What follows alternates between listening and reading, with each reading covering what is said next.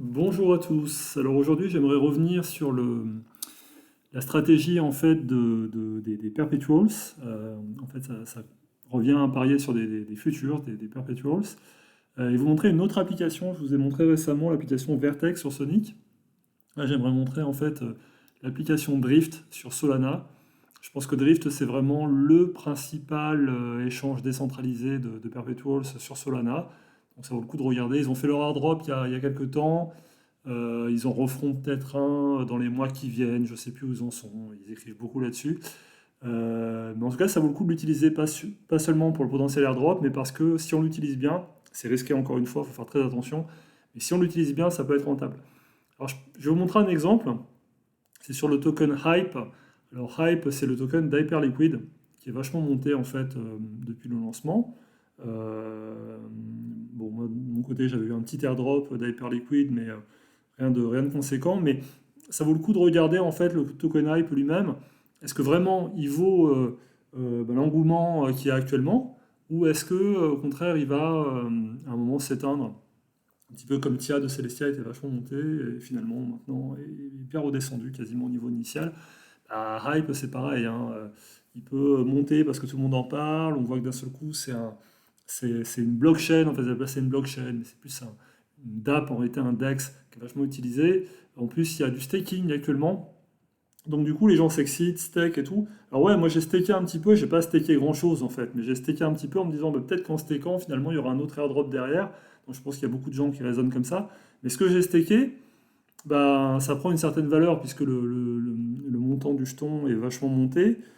Et en fait, je pense qu'en réalité, ça peut baisser direct en fait. Actuellement, il y a beaucoup d'excitation avec tout ce qui se passe aux US, etc. Mais en réalité, on n'a pas la boule de cristal et ça peut baisser.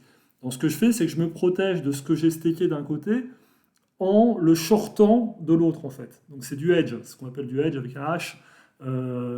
C'est ce que font beaucoup de fonds d'ailleurs. C'est qu'en fait, on peut shorter ce qu'on a investi. Et l'intérêt, c'est que d'un côté, je fais du staking, donc j'ai un potentiel airdrop, j'ai un tout petit peu de rendement, mais actuellement, le rendement il est hyper faible en réalité sur le staking de Hype. Hein. Je crois que c'est 2-3%, et en plus, il est décroissant avec le volume staké, donc en réalité, il ne faut pas compter là-dessus, c'est surtout le airdrop derrière potentiel qui est intéressant.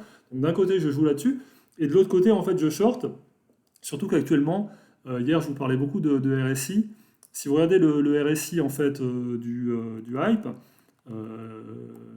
faut que je le rajoute. Voilà, je vais dans l'indicateur sur Drift, je le rajoute, je vous montre en direct. Tac, RSI, Relative Strength Index. Bon, il est en train de flirter avec la ligne des 70. Comme je vous le montrais hier, au-dessus de 70, c'est considéré comme suracheté. Vous voyez d'ailleurs que souvent, quand il flirte avec les 70, bah, il retombe assez vite en fait. Surtout quand il y a une décroissance des volumes. C'est ça qu'il faut toujours regarder, hein, je vous l'ai déjà dit.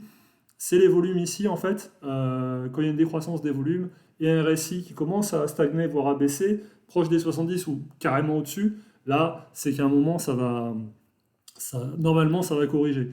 On peut jamais être sûr. Des fois, on investit, enfin, on met du short ici, c'est-à-dire qu'on parie à la baisse ici, puis le truc, il se met à monter, monter, monter, parce qu'il y en a qui sont hyper bullish, machin. Il y a des comportements assez irrationnels sur les marchés. S'il y a une nouvelle annonce, par exemple, un truc comme ça. Mais là, on voit quand même que plusieurs fois, il a tapé un peu vers cette zone de résistance. 26, 27, etc.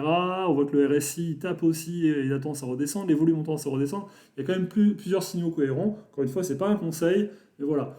Moi, ce que je fais, c'est que je parie pas uniquement à la baisse sur le hype, comme je vous le disais. D'un côté, je le stake, donc j'en ai, et de l'autre côté, en fait, une grosse partie de ce que je stake, en réalité, je le short. Donc quelque part, je suis delta neutral. Donc c'est une stratégie. C'est une stratégie, d'autant plus que, alors sa stratégie elle fonctionne hein, pour être très clair, d'autant plus que le funding est positif. Alors un funding positif, c'est-à-dire que les longues paient les shorts. C'est-à-dire qu'en me mettant en short là-dessus, je reçois minimum 4,70% de rendement. En plus, sur les USDC qui sont placés sur Drift, je crois qu'il y a aussi un petit rendement, il y avait aussi des volts, etc. Je vous laisse regarder ça.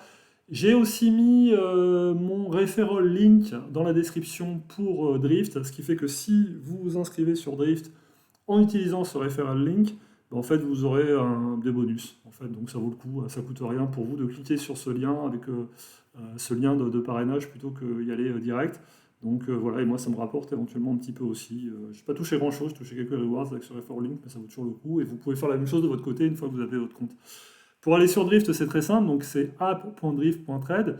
Ça se passe sur la blockchain Solana, donc faut un wallet, soit Phantom, ouais, Phantom, c'est une option, pardon, soit Blackpack, moi j'aime bien Blackpack aussi, il n'y a pas que Phantom dans la vie. Si vous ne savez pas comment commencer, donc il faut aller par exemple d'un exchange comme Binance, où vous achetez quelques sols pour les frais de gaz. Vous n'en avez pas besoin de beaucoup, c'est pas élevé les frais de gaz sur la blockchain Solana. Et vous pouvez aussi acheter des USDC sur Binance. Et ces USDC, vous pensez à les transférer sur votre wallet Phantom ou Blackpack à votre adresse Sol, surtout en partant à partir de Binance, en choisissant comme réseau pour le withdraw, hein, pour les retirer, vous choisissez Solana. Voilà. C'est très simple. Si vous avez des questions, surtout n'hésitez pas à me faire part de vos questions en commentaire et je tâcherai d'y répondre. Merci, à très bientôt, au revoir.